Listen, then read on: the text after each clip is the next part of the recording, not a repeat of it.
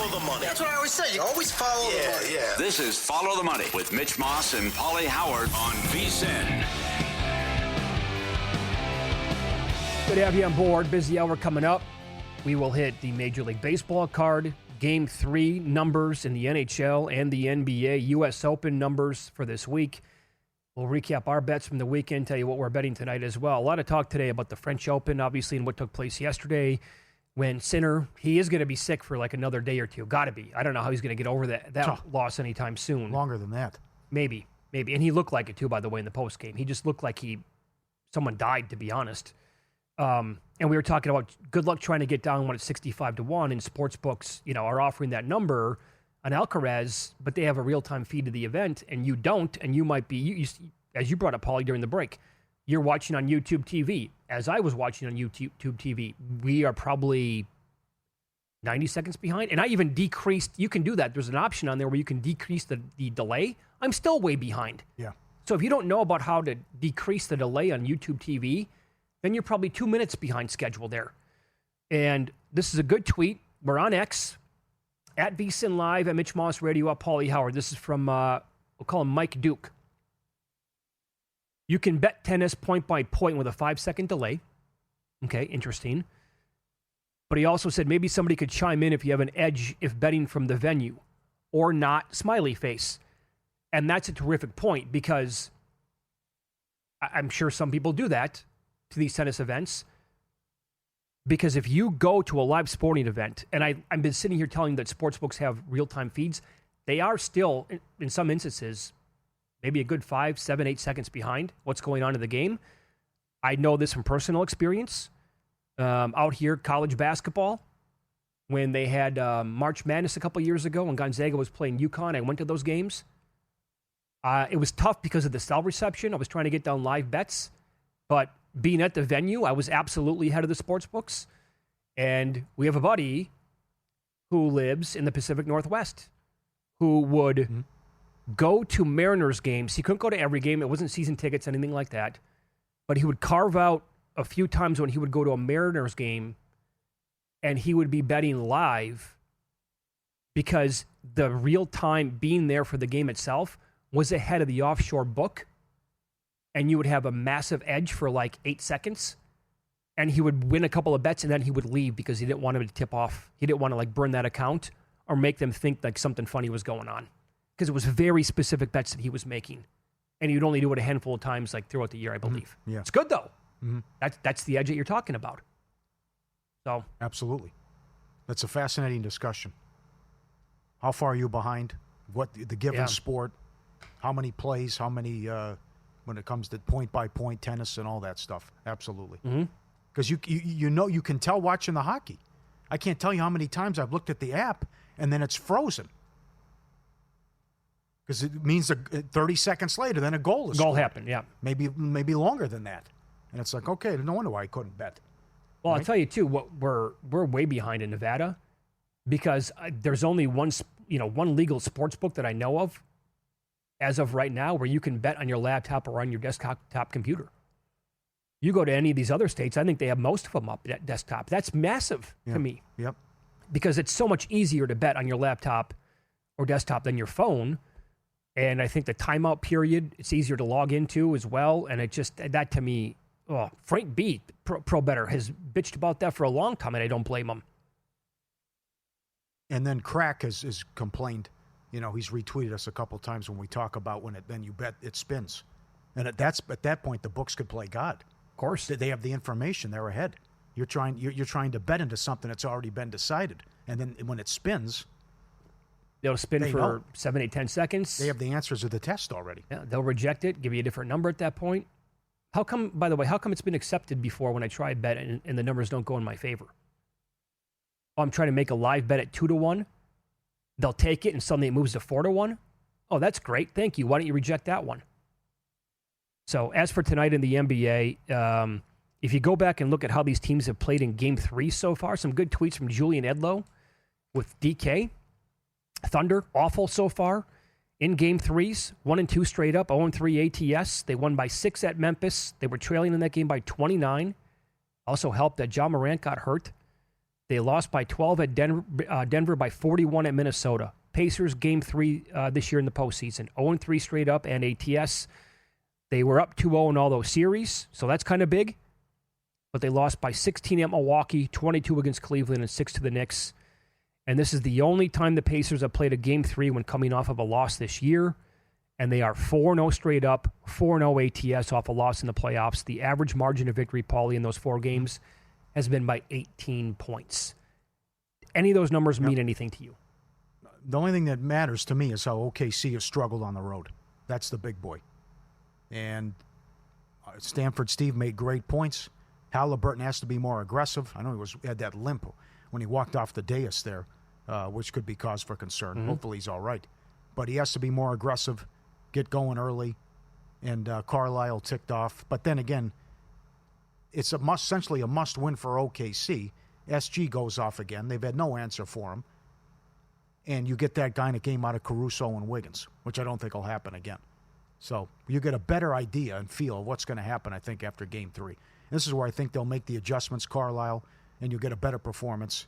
And fair points, too, about Turner as well. Turner was great. And maybe, God, it's so weird. And then Topic gives you nothing. Yep. But these guys are either excellent. That's why it's so frustrating betting their props. They're so agree. Inconsistent. But I throw out the 0-2 thing with Indiana because they had the series lead 2-0 in all these. So the place will be rocking. Got to be concerned about OKC's like a different team on the road. And I think Indiana's going to give them all they can handle here. I wish it was 2-3-2, but with 2-2-1-1-1, OKC figures to get a split, though. And then he could be laying an obscene point spread coming back in 5 and if so 7. Yeah, well, so what if the Thunder pound them in Game 3? Then what do we do with the Game 4 number? Because I would What are we saying? 20? They would like last night, yeah. Okay. It's a very comfortable win. They win by double digits. Yeah. And the power rating sky high. Look at this number and look at what the numbers were in Denver. I mean, they were laying more. They were up. There were 6 in the Denver games on the road. Yeah, I'm saying that because I'm going to be intrigued by taking Indiana in one of these home games. I just don't know which one it's going to be yet because, again, at one legal sports book right now, I'm looking at the screen, Oklahoma City is lane 6. That, to me, feels like an awfully high number, especially in this spot. With everything that you just said, I totally agree. So I think they're going to cover and or win one of these games. But if they do cover this game and they win, then what's the Game 4 number then? Are the Thunder like lane 4 in that game? Because the Pacers then are like up 2-1, or do they even go higher because it's going to be a must-have for Oklahoma City? But if, what do they do with the Game 4 number if Oklahoma City blows them out like I talked about? Like I want the best, what's the ultimate game here to bet the Pacers in? It might be Game 3. I talked about it with Matt Humans last night. We kicked around. We thought the number was going to be about 4. Maybe a 4.5. It's now 5.5 at every book, and a 6 is out there as well. And then if you lose, then your season's on the line in Game 4. Speaking of Indiana. Yeah. And you get a bigger number. But that's I would want them in Game 3.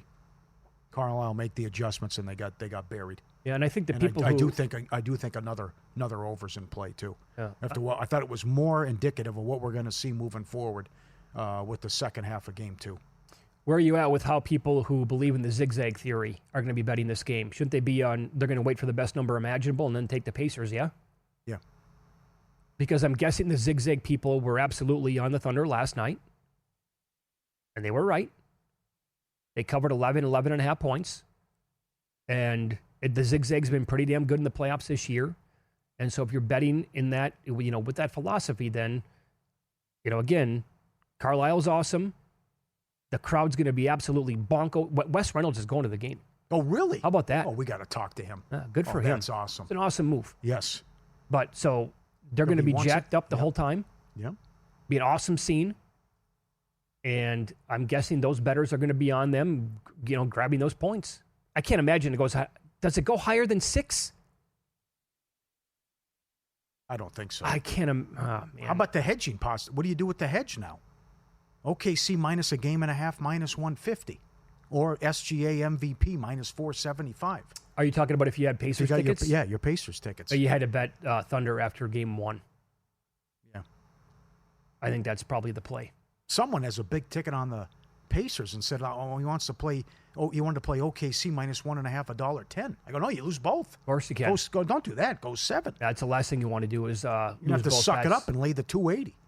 You don't want to do that. That's like the reverse middle. Yeah. You don't want to do that. You're going to hate yourself. You're in an unbelievable spot. You got to make some money on this somehow. Yeah. You're holding, like this guy. Email here, ftm@vsin.com. This is from Steven. We brought this up on May 21st. That Sam Bennett is a guy you want to look at for the Conn Smythe. He grabbed him at 100 to 1. So he's the cash out is currently 15 times the bet. All right. He's hedged so far with McDavid and Draisaitl to try to protect himself. Got to try to make money on that ticket. And DraftKings also has posted a new double. Game 3. To win Game 3 and win the series. OKC $1.50. Oh, no, that's outstanding. That's good. And that can help you out with your hedge, too. Yep.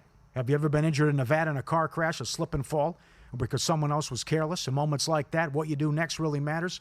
Al Lasso, involved in the largest slip and fall in the United States. You need Lasso Injury Law in Vegas, not your typical personal injury firm.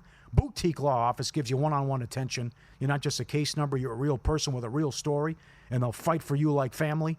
Over 20 years of experience, millions recovered. Al and his team bring passion and purpose to every case. Whether you're local or coming from out of state, Al puts it simply. When someone's been hurt, they don't need excuses. They need answers, support, and results. Call 702-625-8777. Free consultation, 702-625-8777. Lasso Injury Law, built on purpose, driven by results. LassoInjuryLaw.com.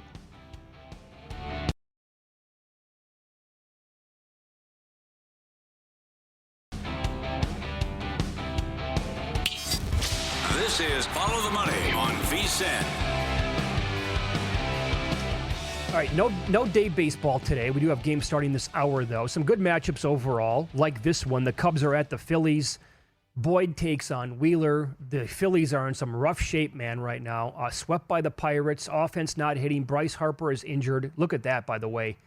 Was that not a $1.45 earlier when we had the screen up, or was that maybe for the first 5? The Phillies are down to a minus 126 favorite here at Circa. Cubs plus 113. There is this. Wheeler at home in his career with Philadelphia in 73 games. ERA is 2.65. FIP is 2.99. 10 Ks per 9. 28% K rate. A sub-1 whip and a 26% hard hit rate. Maybe under here? I like betting these first 3 unders. Yeah. The first 5 total is 3.5. For what it's worth, Happ, his own Wheeler, hitting 450 against him. And this is just, what a funk. I did not see this coming. Lost 9 of 10, can't hit. 5 in a row, and 4 of those games they only scored a run. Swept by the Pirates. Amazing. These two teams have been like the best first 5 teams in baseball for most of the year. Seems like a pretty dead even matchup. Mm-hmm. How about the Cubs plus a half a run, minus 110 in the first 5? Sounds good. Phillies can't hit. I'm with you. What do you want to do in the Battle of Ohio, which goes in half an hour?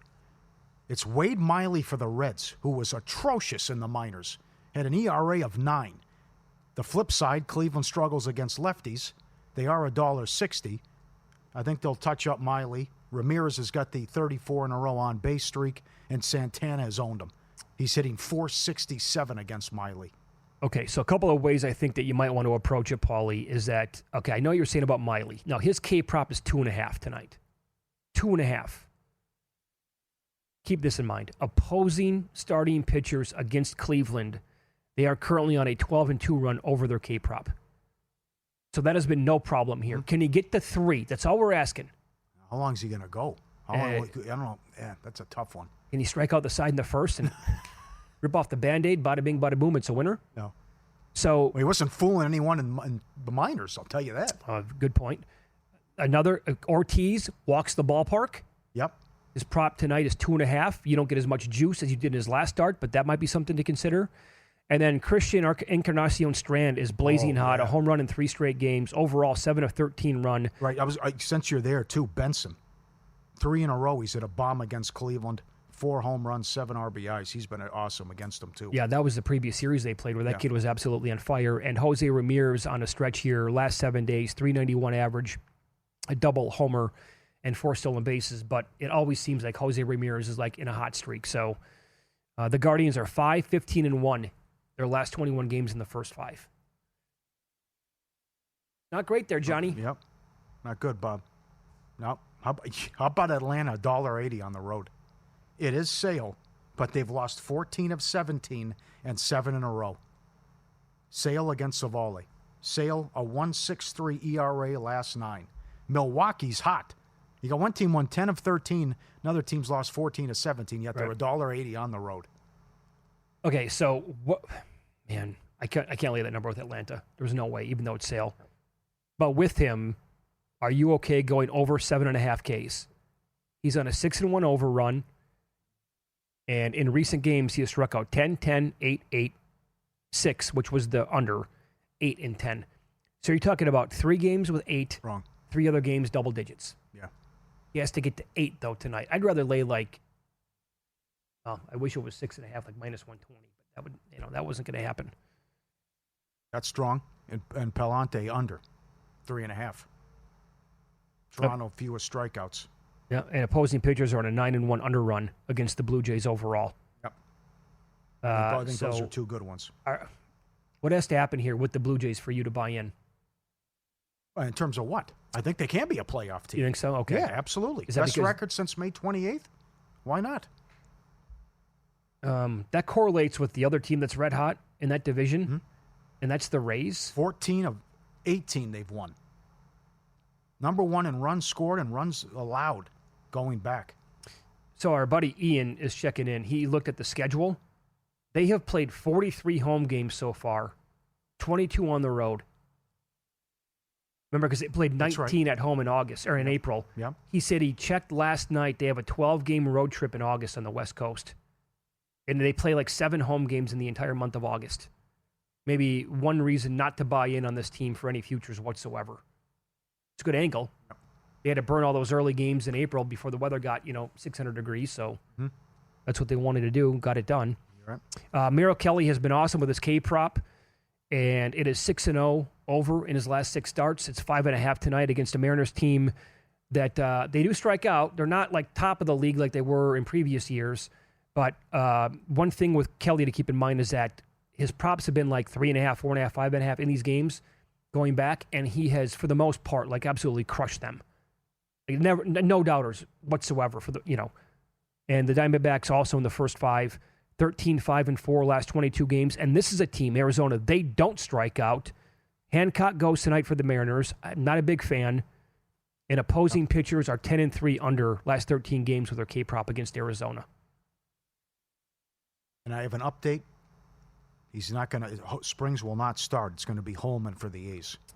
So, forget those Trout numbers I gave you, unless it's Holman's an opener and they bring in Springs. That could happen. That's been happening a lot lately. Trout's hitting .444 against Springs.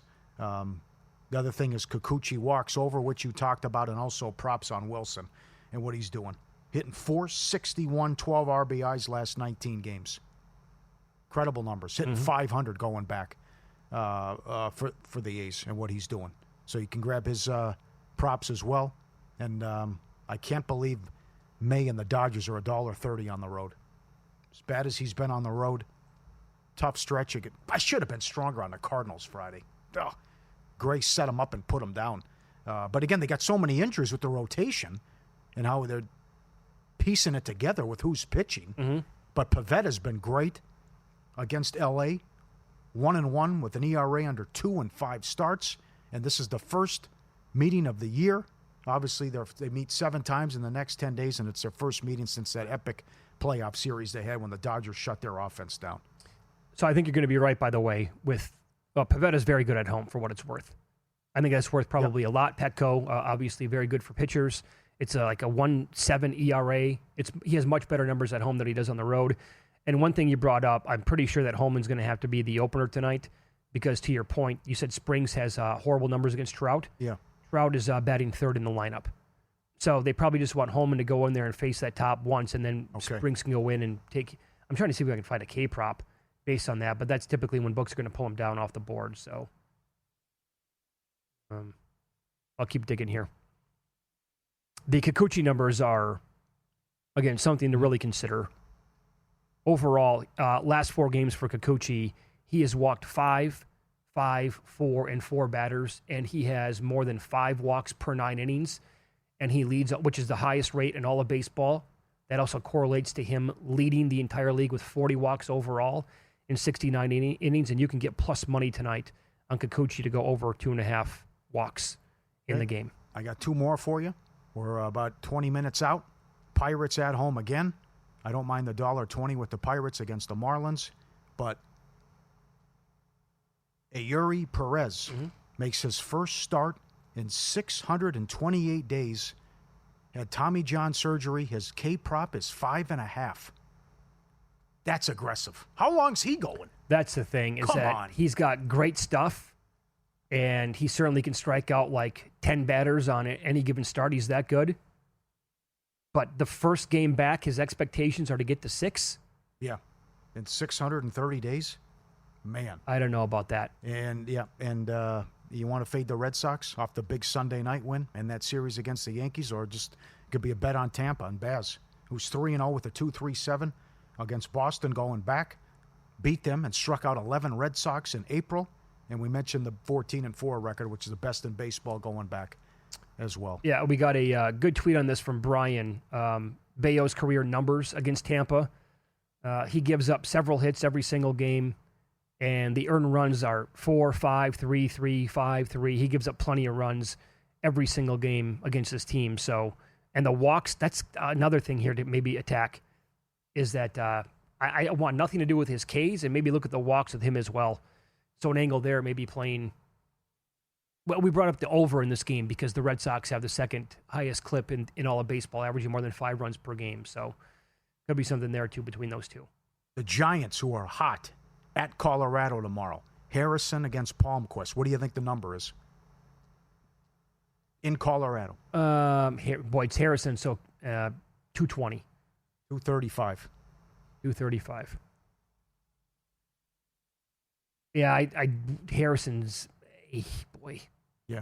Betting on sports, why not try the races? First Bet lets you wager on hundreds of horse races every day from top tracks across the U.S. and around the world. Sign up firstbet.com, promo code VSIN200. Get a 20% rebate for your first 60 days up to $200. Head to firstbet.com today. We'll discuss betting the U.S. Open with Andrew Cayley from Covers.com up next. Does he have one of the big guns winning the tournament this week? We'll ask him coming up. This is Follow the Money on VSIN. Super stoked for this week because of the U.S. Open. In theory, it's gonna play out, Pauly, where it's exceedingly difficult for the best players in the world, and that's what we love here. We don't want to see 29 under from 5 different guys fighting it out to win a tournament. And we head out here to the Progressive Guest Line as Andrew Cayley joins the program now, senior betting analyst at Covers.com. Andrew, thanks for the time today. How are you? I'm doing very well, thanks. How are you guys doing? Doing well. So this goes back to the Sunday of the PGA Championship when Scotty was taking it down, and I was shopping around at the price for the U.S. Open, and I saw like plus 480 was available out here at a book in Las Vegas. So I'm like, I got to take it. I have to because I think it's going to be one of the best players in the world will win this tournament this weekend. So now he's plus 275. What is your advice with Scotty at that number? I'm putting a unit on him. I still am at that number. We're getting into kind of Tiger Woods territory with how good he's been, and he's just not as charismatic as Tiger was, obviously. So I feel like we're just not appreciating as great as he's been.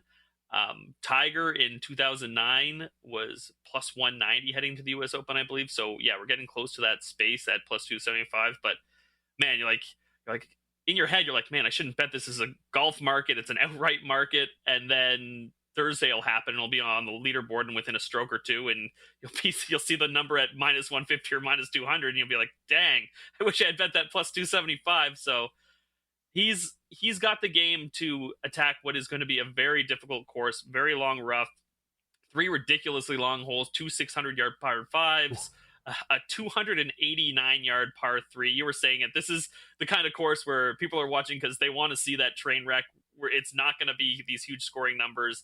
Guys are going to excel who can avoid mistakes, and Scotty is obviously the best in the world at that. So I don't think you really want to miss the boat on it. I'm not going to put the mortgage on it or anything like this, but I'll put a unit on Scotty to win this week. What do you think the winning score is?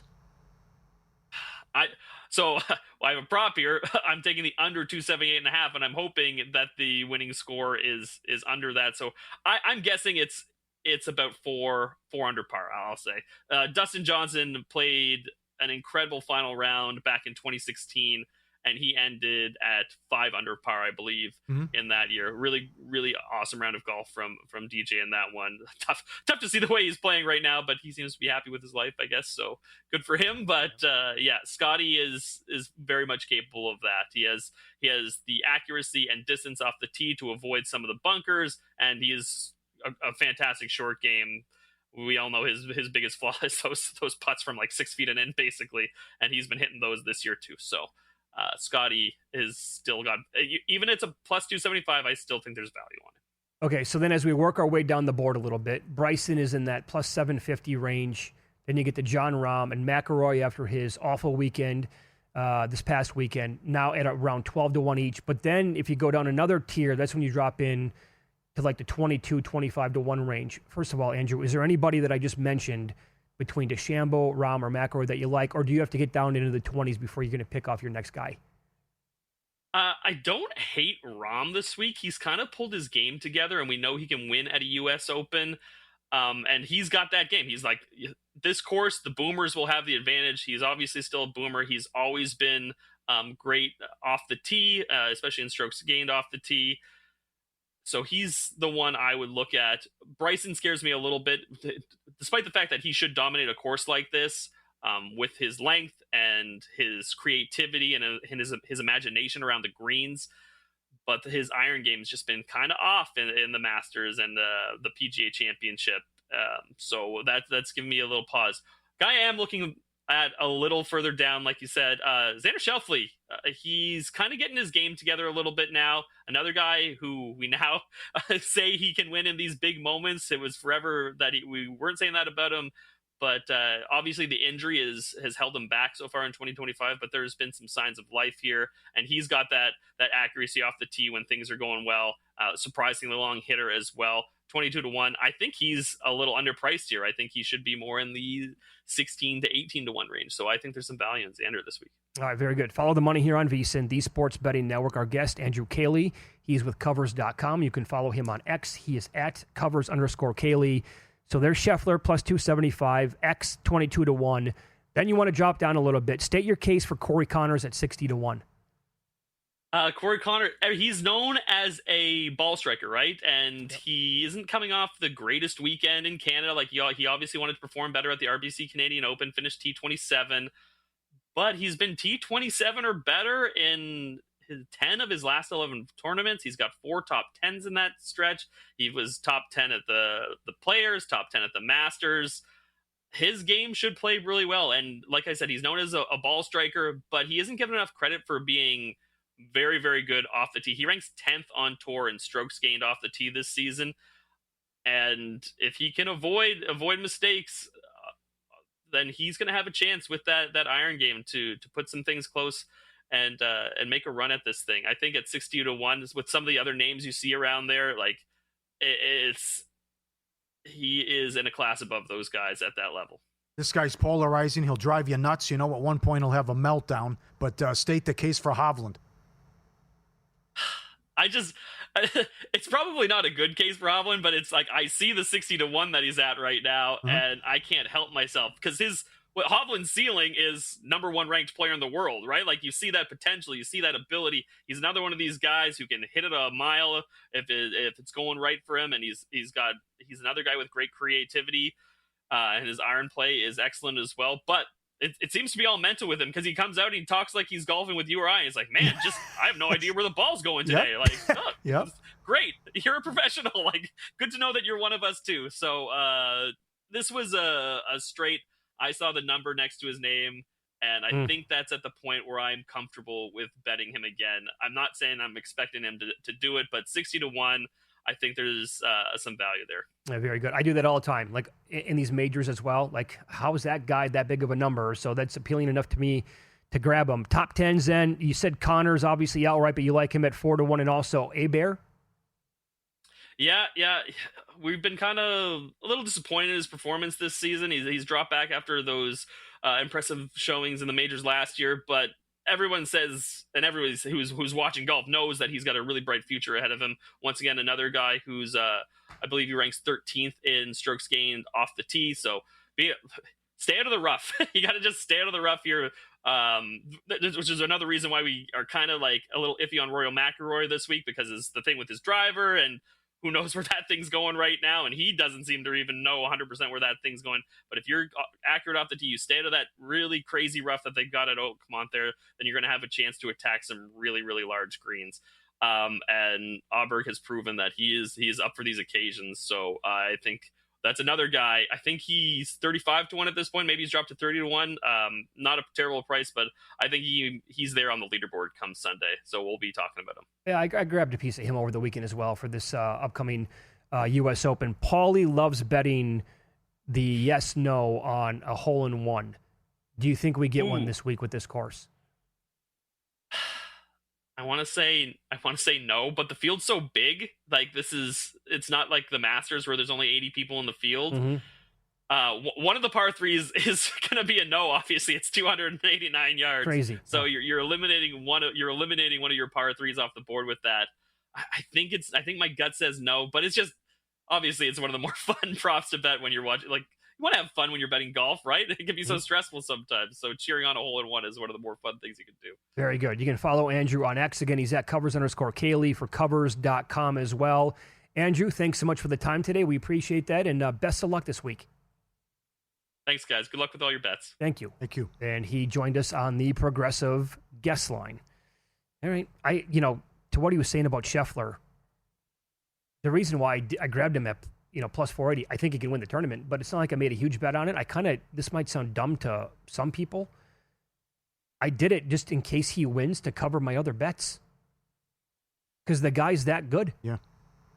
I don't have a problem with it. It will not be a big win. I'll win a little bit. It will not be anything to write home about if he takes it down. But playoff plus 450 at DraftKings. No hole-in-one, minus 160. Well, here you go. Real-time action. Real-time response on the show. This is from Tom on X, who just tweeted me. He walked the course today. Come on. He cannot see under par winning the tournament. This place will play way harder than the last two times I was here in 07 and in 16. Really? One person's opinion, yep. Okay. But that's a great tweet, Tom. Thank you. 278.5 he gave out. So par 70. Okay. You have to be 2 under then. You're going to go under. Think about the expectations. What the market is saying. And then the Ben Griffin video got everyone talking too. He dropped the ball. Now we can't even see it here, as you said. Right? Albatross, 14-1. Wire to wire, 7-1. You can take the field versus Scheffler, McIlroy, Rahm, DeChambeau. The field's $1.20. I don't want it. Don't want it? I don't want it. We'll recap our weekend, tell you what we're betting tonight, and moving forward with In-Pocket Plays here and Follow the Money. It's VSiN, the Sports Betting Network.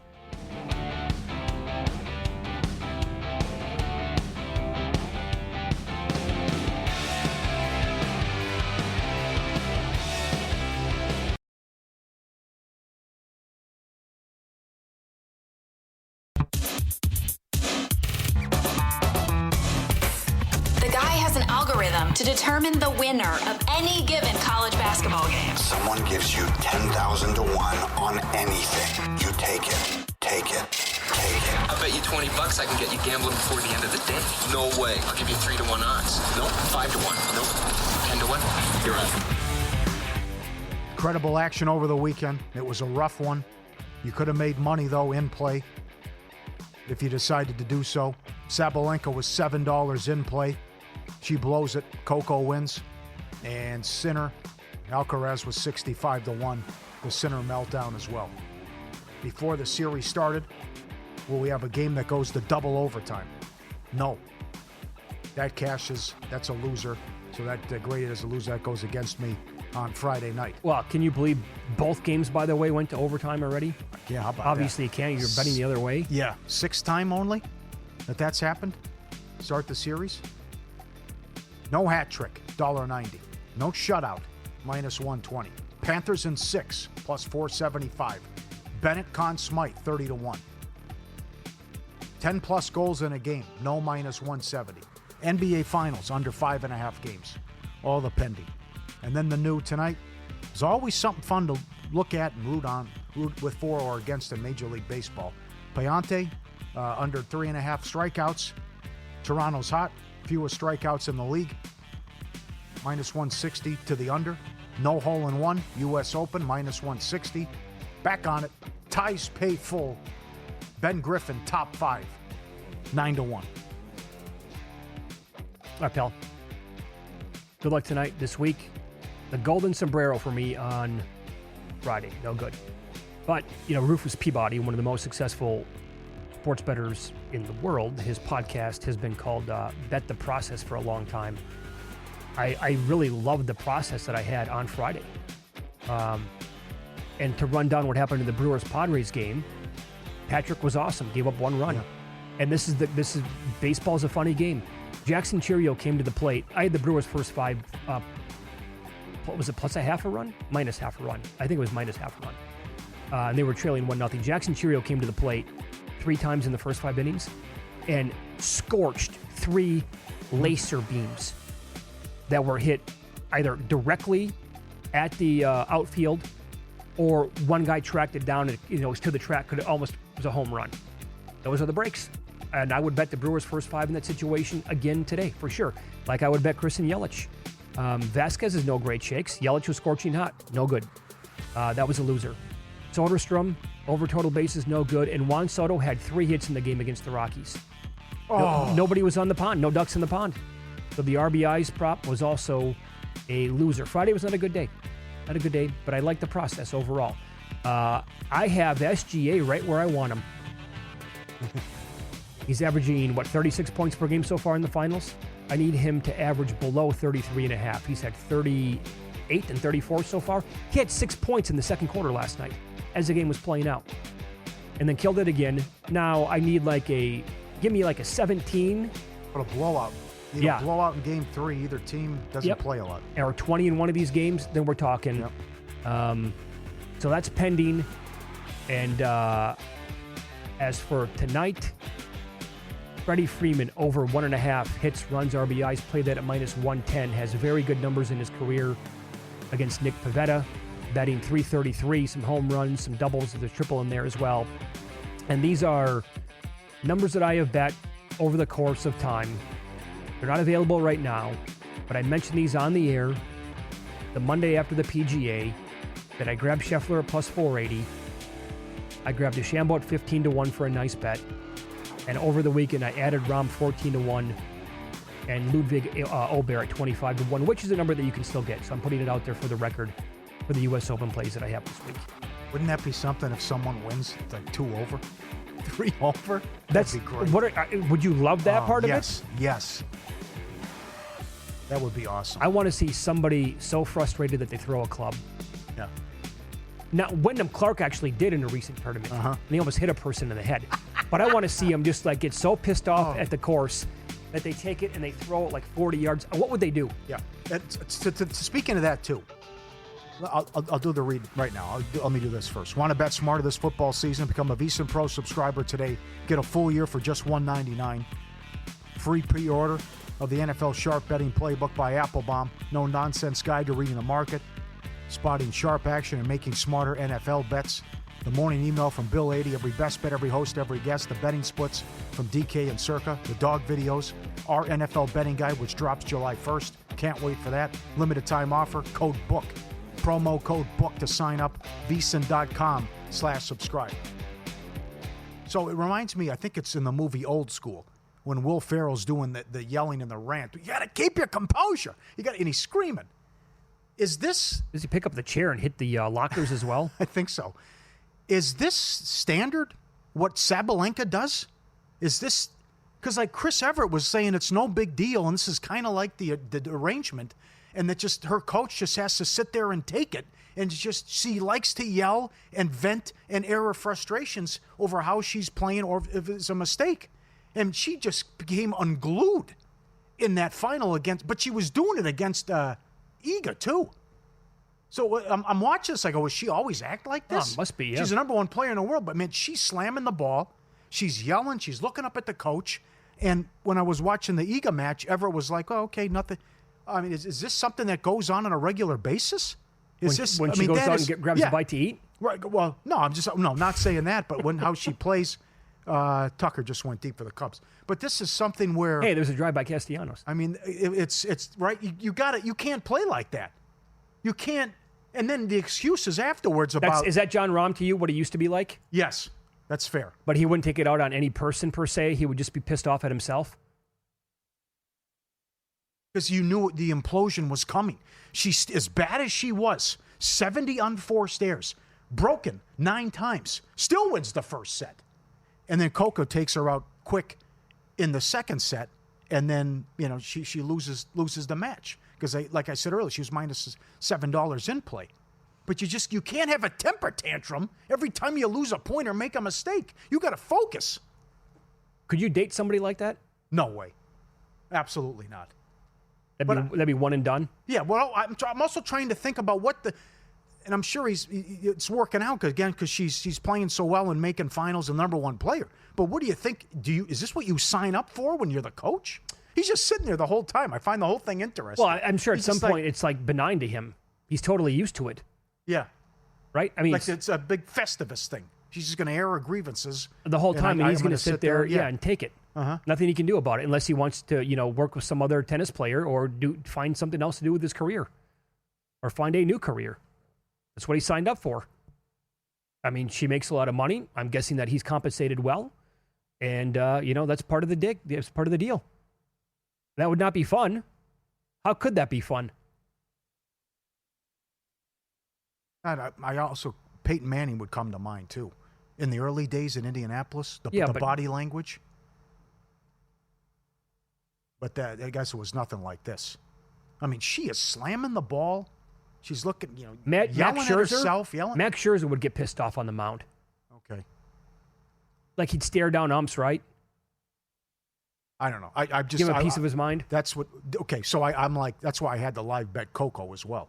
I'm like, she's coming unglued here, and I want to take the composed Coco, and also took her out no problem. Did you at what point did you think Alcaraz could do this? Well, so I thought he was shot when the debris got in his eye, and there's no doubt that it impacted his play for the next, call it 30 minutes to an hour. But you could also start to see that his shot making was just so much better than Sinner for a stretch of time. I would say that when it was the 4th set,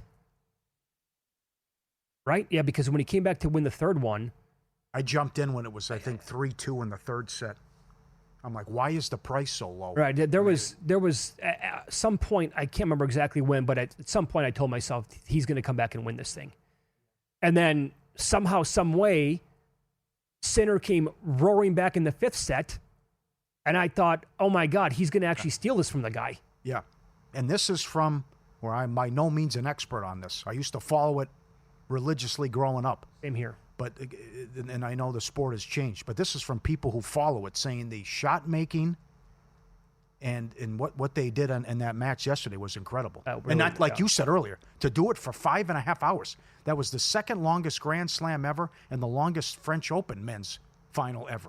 To be out there for almost 6 hours and to still have that. I can't imagine. Oh, man. I can't imagine with how much energy the degree that they of difficulty, the shot making, the returns, what they were doing. Tracking down everything. The Sinner play. How good was the Sinner when he was dead? Yeah. And he barely got it, yeah. It was a huge sequence. How about some of the drop shots that got over and they landed? The Sinner drop shot. Yeah. I mean, like you said earlier, if we can get on both sides, men's and women, a Wimbledon and a U.S. Open like that, 2025 is going to be an unbelievable year. Prime time up next. Tim Murray, Matt Humans cashing out. 11 p.m. to 2 a.m. Buy the books, 7 a.m. to 10 a.m.